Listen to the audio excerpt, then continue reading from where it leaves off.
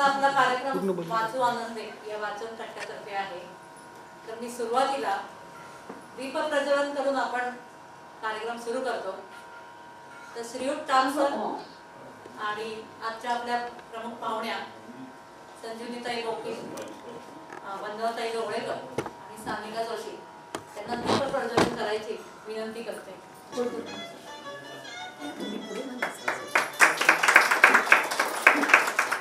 काय साहेब एक किलो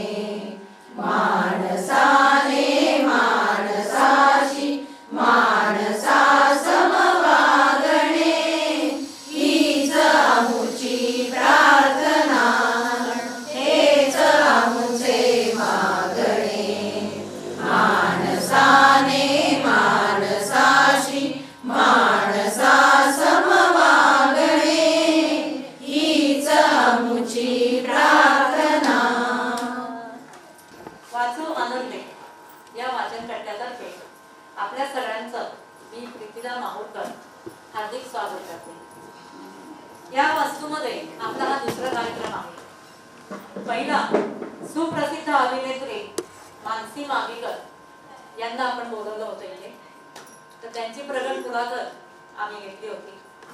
आणि आज सुप्रसिद्ध कवयित्री संजीवनीताई बोके यांच्या काव्य रसाचा आस्वाद आपल्याला घ्यायचा आहे. वाचन कट्ट्याशी सर्वांचा थोडाफार परिचय आहेच, तरी पण पुन्हा या कार्यक्रमाच्या निमित्ताने वाचन कट्ट्याची मी थोडी माहिती सांगते. दिनांक 9 एप्रिल 2024 चैत्र शुद्ध प्रतिपदा म्हणजेच गुढीपाडव्याच्या शुभमुहूर्तावरती वाचू आनंदे या वाचन कट्ट्याची सुरुवात झाली. सासवडमधील काही सेवानिवृत्त शिक्षिकांनी, म्हणजे आपल्या माहितीसाठी मी आता नावं सांगते काही, देशपांडेबाई असतील, मुरकुटेबाई, तळेकरबाई, मेत्रेबाई, गद्रेबाई अशा या काही सेवानिवृत्त शिक्षकांनी या वाचन कट्ट्याची मुहूर्तवेळ रोवली. आणि हा म्हणता आम्ही 25 जण, म्हणजे ज्यांना साहित्याची आवड आहे, साहित्यिक नाही पण साहित्याची आवड आहे आणि त्या जोपासणाऱ्या अशा गृहिणी, व्यावसायिक महिला अशा 25 जणी येऊन आम्ही या वाचन कट्ट्याची सुरुवात केलेली आहे.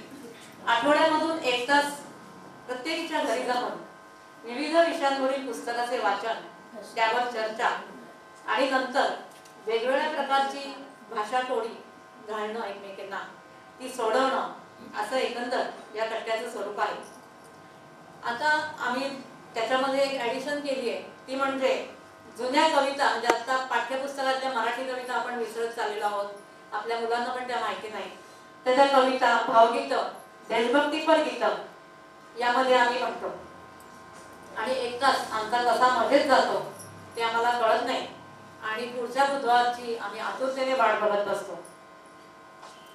याचं एक विशेष सांगायचं, वैशिष्ट्य सांगायचं म्हणजे बाकीच्या संस्थांमध्ये म्हणा किंवा याच्यामध्ये म्हणा पदं असतात वेगवेगळे, खजिनदार, अध्यक्ष, उपाध्यक्ष, तर तशी पदं आमच्या वाचन कट्ट्यामध्ये नाहीत. आम्ही केवळ आणि केवळ वाचन पंढरीच्या आम्ही सर्वजणी वारकरी आहोत. फक्त वाचनाचा मनमुराद आनंद घेण्यासाठी आम्ही आठवड्यातून एक तास जमत असतो.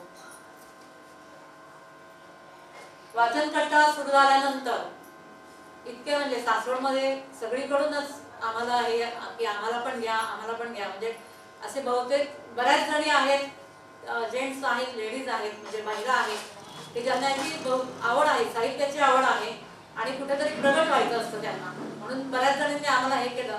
परंतु केवळ नियंत्रण ठेवता येणार नाही, यासाठी आम्ही ती मर्यादित ठेवली संख्या. पण आम्ही आता असा सल्ला दिला आहे की प्रत्येकीने आपापल्या भागामध्ये आता वाचन कट्टे असे सुरू करायला हरकत नाही, अशी सूचना आम्ही केलेली आहे. आणि म्हणजे मला सांगायला इथे विशेष कौतुक वाटतं की सासवडमधल्या पुरंदर कला मंचने असा यातून प्रेरणा घेऊन असा वाचन कट्टा सुरू केला आहे आणि 2 दिवसापूर्वीच त्याचं उद्घाटन झालं आहे. हे या वाचन कट्ट्याचं फलित म्हणता येईल. प्रसिद्ध कवयित्री संजीवनीताई पाटील आणि त्यांच्या सहकारी वंदनाताई जोगळेकर आणि सानिकाताई जोशी आल्या आहेत. तर आधी मी वंदनाताईंचा परिचय करून देते. त्यांचा परिचय थोडक्यात आहे पण बहुआयामी आहे, हे तुम्हाला ऐकल्यावर कळेलच. वंदनाताई जोगळेकर या रोटरीच्या सभासद आहेत आणि त्याच्यामध्ये रोटरीच्या सभासद या नात्याने विविध समाजकार्यामध्ये त्यांचा सहभाग असतो. विशेष म्हणजे त्या उत्तम खेळाडू आहेत. म्हणजे खेळ आणि साहित्य हे जरा आपल्याला पचत नाही, रुचत नाही, परंतु त्या विशेष खेळाडू आहेत. बास्केटबॉल, ॲथलेटिक्स यामध्ये राज्य पातळीवरती त्यांनी बक्षिसे मिळवली आहेत. एक पातळी प्रायोगिक रंगभूमीवरही त्यांनी राज्य पातळीवरती अनेक बक्षिसे मिळवली आहेत. त्यांना विशेष म्हणजे ट्रेकिंगची म्हणजेच गिर्यारोहणाची आवड आहे. Everest base camp, Sahyadri, Manali इथे त्यांनी यशस्वी गिर्यारोहण केले आहे. अनेक कार्यक्रमामध्ये निवेदन, सूत्रसंचालन तसेच त्या कथाकथनही करतात आणि गेली 12 वर्ष त्या हिंदू महिला सभेच्या कार्यकारिणीवरती कार्यरत आहेत. दुसऱ्या आहेत सानिका जोशी, ती विद्यार्थिनीच आहे. सानिका जोशी यांना बालपणापासूनच अभिनय, गायन, वक्तृत्व, कथाकथन यांची आवड आहे. इंजिनिअरिंग करते मुलगी, टाळ्यावाजता सोनी मराठी कोणी बघत असेल आणि त्याच्यावरती ज्ञानेश्वर माऊली ही मालिका आहे. या मालिकेमध्ये मुक्ताईची भूमिका सानिका यांनी केलेली आहे. महाराष्ट्र कल्चर सेंटर निर्मित या वर्षीच्या पक्का लिंबू टिंबू या नाटकाचे 20 प्रयोग तिने पूर्ण केलेले आहेत. तसेच एक डोकं चार पाय या नाटकामध्ये भूमिकाही केलेली आहे. देवाकाळजी हे गाणं आपल्या सगळ्यांना माहिती आहे. तर या गाण्यामध्ये कोरस मध्ये तिने आवाज दिलेला आहे. तसेच बाईपण भारी देवा, ज्ञानेश्वरांची मुक्ताई या चित्रपटांच्या प्रमोशनसाठी गायन केलेलं आहे. हिंदी चित्रपट सृष्टीतील सदाबहार अभिनेता देवानंद यांच्या गाण्यावरती आधारित फुलों के रंग से या कार्यक्रमामध्ये तिने गायन केलेले आहे. तसेच ज्येष्ठ संगीतकार श्री श्रीनिवास खळे यांच्या गाण्यावरील माझे जीवन गाणे या कार्यक्रमात बालगीत गायन त्या करतात. असा नामिकाताईंचा परिचय आहे. पण तरी महत्वाचा असा परिचय संजीवनीताई वकील यांचा. जरी मावळली सांज नग उदास होऊस, जरी मावळली सांज नग उदास होऊस, जरी हरवली सांज नग गाणं होऊस. किंवा माय ग माय नग तोडू माझी शाळा, माय ग माय नग तोडू माझी शाळा, लई लई शिकून मोठं व्हायचंय मला. हे एका मुलीचे आजव. किंवा कुणीच नसलं तरी चालेल, कुणीच नसलं तरी चालेल तुझी तू राहा, कुणीच नसलं तरी चालेल तुझी तू राहा, फक्त तुझ्या डोळ्यांनी तुझे जग पहा.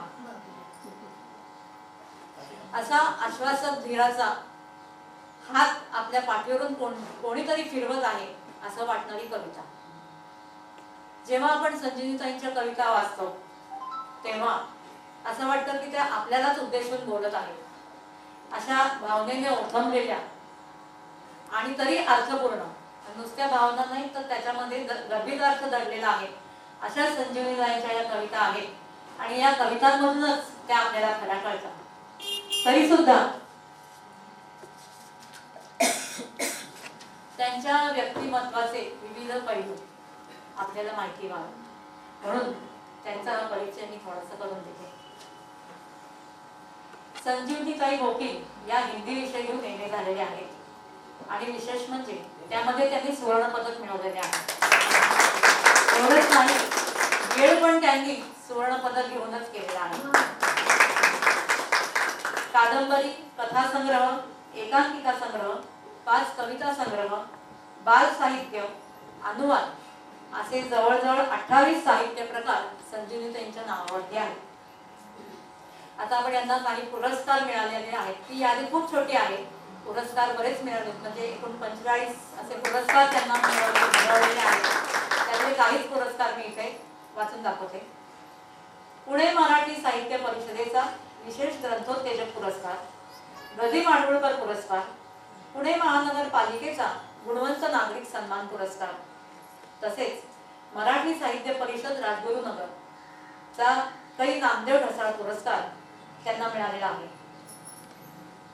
साहित्य विहार आणि पद्मगंधा प्रतिष्ठान नागपूर यांचा उत्कृष्ट पुरस्कार त्यांच्या कवडशांचे फूल या कथासंग्रहाला मिळालेला आहे. माय मराठी प्रतिष्ठान पुणे, सेतुबंध साहित्य संस्था, आपटे वाचन मंदिर इचलकरंजी या संस्थांचे उत्कृष्ट कथासंग्रहाचे पुरस्कार संजीवनीताईंना मिळालेले आहेत. अखिल भारतीय सर्वभाषी आकाशवाणी संमेलनामध्ये मराठी भाषेचे प्रतिनिधित्व करण्याचा मान त्यांना मिळालेला आहे. तिथे त्यांच्या अंगण या कवितेचा 14 भाषांमध्ये अनुवाद आणि 14 आकाशवाणी केंद्रावरून त्याचे प्रसारण झालेले आहे. त्यांच्या आजव या कवितेचा गोवा, गुजरात, महाराष्ट्र या 3 राज्यांच्या पाठ्यपुस्तकात समावेश आहे. याच कवितेचे म्हणजे आजव या कवितेचे महाराष्ट्र शासनाकडून पोस्टर रूपात प्रकाशित झाले आहे आणि त्याचे वितरणही राज्यभर झालेले आहे. तसेच या कवितेचा इंग्रजी, संस्कृत तर आहेच, शिवाय 8 बोली भाषांमध्ये पण अनुवाद झालेला आहे. त्यांच्या आला शब्दवयात या काव्यध्वनी फितीची दुसरी आवृत्ती प्रसिद्ध झालेली आहे. स्वित्झर्लंड येथे भरलेल्या अखिल युरोपीय मराठी अधिवेशनामध्ये आला शब्दवयात या स्वरचित कवितांच्या कार्यक्रमासाठी त्यांना निमंत्रित केले होते. तसेच हॉलंड, जर्मनी, लंडन इथेही त्यांचे कार्यक्रम झालेले. जवळजवळ 40 वर्ष त्यांनी मराठी आणि हिंदी या विषयांचे अध्यापन केलेले आहे आणि विद्यार्थी प्रिय शिक्षिकेचा गौरव प्राप्त केलेला आहे.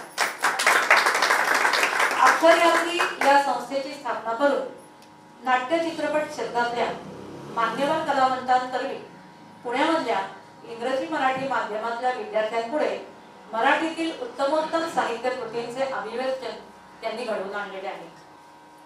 संजीवनीताईंनी कॅलेडोस्कोप, असे नमी असे नमी, हे घड्याळ वाळूचे, रंगभान, हृदयी येता भरते अशा अनेक कार्यक्रमांचे संगीतालेखन, दिग्दर्शन आणि निवेदनही केलेले आहे. असा हा संजीवनीताईंचा परिचय आहे, परंतु हा अगदी संक्षिप्त आहे, थोडक्यात आहे. यावरूनच तुमच्या लक्षात येईल की त्यांचा साहित्याचा आवाका किती मोठा आहे. आता आपल्यातल्याच ज्येष्ठ वाचनकर्त्याच्या सदस्य शलाकाताई गोळे आणि संजीवनीताई या खास मैत्रिणी आहेत. तर मी शलाकाताईंना असं विनंती करते की मैत्रीण म्हणून संजीवनीताईंचे काही पैलू उलगडून दाखवावे, म्हणजे संजीवनीताईंची वेगळी ओळख आपल्याला होईल. धन्यवाद प्रीतीदा. सगळ्यांचं मनपूर्वक स्वागत. संजूताई, तुझ्याबद्दल मी फॉर्मल नाही बोलू शकत. संजूताईची माझी ओळख योगायोगाने फेसबुकवरनं झाली. मला स्वतःला कवितांची अतिशय आवड असल्यामुळे आणि त्यातनं मला मराठीची समज कमी असल्यामुळे मी जास्त लक्ष देऊन त्या कविता वाचायची त्यांच्या सगळ्या फेसबुकवरच्या. आणि मग एक दिवस मी आपणहून त्यांना कॉन्टॅक्ट केला, त्यांच्याशी फोनवर बोलले आणि आमची मैत्री जुळत गेली.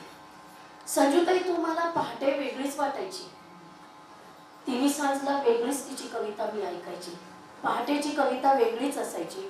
अशा प्रत्येक प्रहराला मनात उतरत गेलेली ही संजूताई ही माझी कधी मैत्रीण झाली हे आम्हालाच कळलं नाही. एक गोष्ट मी सांगते की मागच्या बुधवारच्या वाचनकर्त्यामध्ये आमची ही जी स्नेहल देशपांडे आहे, हिने एक लेख वाचला होता की माणसाच्या प्रत्येकाच्या आयुष्यात कृष्ण सखा हा भेटलाच पाहिजे.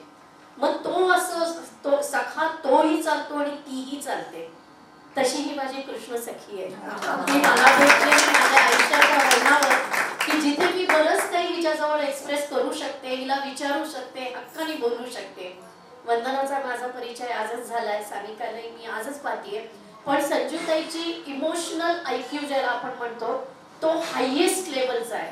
आणि ते एकमेव कारण होतं की मी संजूताई तुझ्याकडे आकृष्ट झाले आणि मी ठरवलं की माझ्या या सगळ्या सख्यांसमोर मी माझ्या या जीवाच्या भावाच्या मैत्रिणीला एकदा सासवडला बोलवीन आणि आमच्या निमंत्रणाला मान देऊन म्हणून मी खूप खूप तुमची आभार नाही व्यक्त करणार, प्रेम व्यक्त करते संजूताई.